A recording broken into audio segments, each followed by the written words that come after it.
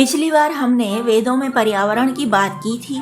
वेदों ने पर्यावरण को उतना ही महत्व दिया है जितना जीवन को, क्योंकि जीवन के लिए ही पर्यावरण है। पर्यावरण शुद्ध तो जीवन में आनंद, पर्यावरण अशुद्ध तो जीवन में क्लेश और संताप। बहुत से लोगों ने सदैव ही वेदों को गंभीरता से लिया और जीवन शांति से जिया, लेकिन बड़ी संख्या में ऐसे लोग भी हैं जिन्होंने प्रकृति को केवल लूटा है, उसे दिया कुछ भी नहीं। ऐसे कृतघ्न लोगों की, लुटेरे लोगों की संख्या बढ़ती ही गई है। हम अपने समय में भी ऐसे ही लोगों को हर तरफ पाते हैं। चाहे डायनामाइट से पहाड़ों को, चट्टानों को तोड़ने का काम हो, अंधाधुंध वृक्ष कटान का काम हो या नदियों में गंदगी डालने का काम, सभी पर्यावरण को हानि पहुंचाते हैं। ऐसे काम वेद विरोधी कहे जा सकते हैं, क्योंकि वेदों ने पृथ्वी को लौटाने की बात कही है। लौटा कैसे सकते हैं पृथ्वी को?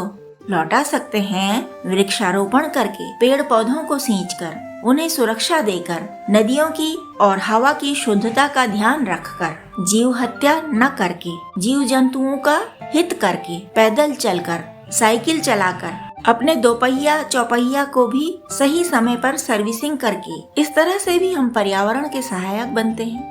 प्लास्टर ऑफ पेरिस की मूर्तियां न रखें, बल्कि धातु की मूर्तियां रख कर भी हम पर्यावरण के मित्र बनते हैं, क्योंकि धातु की मूर्ति को हम स्नान कराकर जीवन भर पूज सकते हैं, उससे किसी की कोई हानि नहीं होती। जबकि प्लास्टर ऑफ पेरिस की मूर्तियों को पानी में बहाते हैं तो जलीय जंतुओं को उनके रंगों से हानि पहुंचती है। बहुत सारे जीवों की हत्या हमारे ऊपर आती है। जिन्हें हम मिट्टी की मूर्तियां समझते हैं, वे वास्तव में प्लास्टर ऑफ पेरिस की ही बनी होती हैं। बेचने वाले और बनाने वाले अपनी सुविधा देखते हैं, जिसके प्रयोग से मूर्तियां सस्ती बने, जल्दी बने और सुंदर दिखें, उसी वस्तु का उपयोग कर लेंगे। यदि खरीदार जागरूक हो तो पर्यावरण को क्षति पहुंचाने वाली वस्तुएं बनना ही बंद हो जाएंगी। अनगिनत ऋषि मुनि इस धरती पर रहे, किसी ने भी क्षितिजल, पावक, गगन और समीर को किसी प्रकार से हानि नहीं पहुंचाई। लिया कम से कम और दिया अधिक से अधिक। शुद्ध आचरण, निर्मल वाणी और अनुशासित जीवन शैली सिखाई उन्होंने। यह भारतीय धरोहर है जिसका सम्मान सारा संसार करता है। हमारे समय में भी कुछ लोगों ने उल्लेखनीय कार्य किए हैं प्रकृति के हित में। संत जम्भोजी को महान पर्यावरण संरक्षक माना जाता है। उन्होंने ही विष्णोई समाज की स्थापना की थी। जीव जंतुओं की रक्षा के लिए, हित के लिए विष्णोई समाज जिस तरह कटिबद्ध रहा है, तत्पर रहा है, वह प्रशंसा के योग्य तो है ही।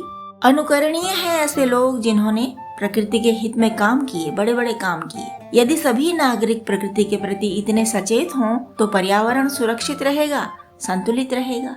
राजस्थान की मरुभूमि पर खेजड़ी आंदोलन चलाने वाले काकापुरी जी थे। खेजड़ी राजस्थान का राजकीय वृक्ष है। इसे हम आमतौर पर शमी नाम से जानते हैं। खेजड़ी इसका राजस्थानी नाम है। पानी की कमी में बिना खाद और देखभाल के भी यह वृक्ष पनपता रहता है। इसलिए मरुभूमि पर हरियाली लाने के लिए काकापुरी जी ने इसे अधिक से अधिक लगाने की प्रेरणा दी थी। खेजड़ी से रेगिस्तान को कुछ हरियाली तो मिलती ही है, औषधि भी मिलती है, पशुओं को आहार मिलता है और मनुष्य भी अपने आहार में इसे सम्मिलित कर लेता है। वेदों की प्रेरणा लेकर पर्यावरण के लिए बहुत सारे लोगों ने अपना जीवन भी बलिदान किया है। गोरा जी, कर्मा जी, बूचो जी ऐसे ही नाम हैं। उत्तराखंड का चिपको आंदोलन पूरी दुनिया को प्रेरणा देता है। सुंदरलाल बहुगुणा इसके प्रणेता रहे। गौरा देवी ने अगुवाई की।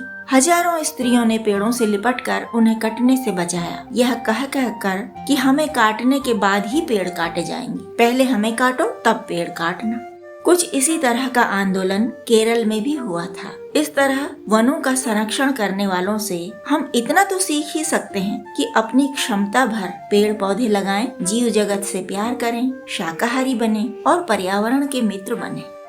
तो बंधु, प्रकृति के भी शुभ चिंतक रहिए और हमारे चैनल के भी। अभी तक सब्सक्राइब न किया हो तो कृपया अभी कर दें। शेयर करके भी हमारा भला कर सकते हैं आप। अपनी राय कमेंट के द्वारा तो हमें बताते ही रहें। आपके और हमारे बीच स्नेह का यही सेतु है बंधु।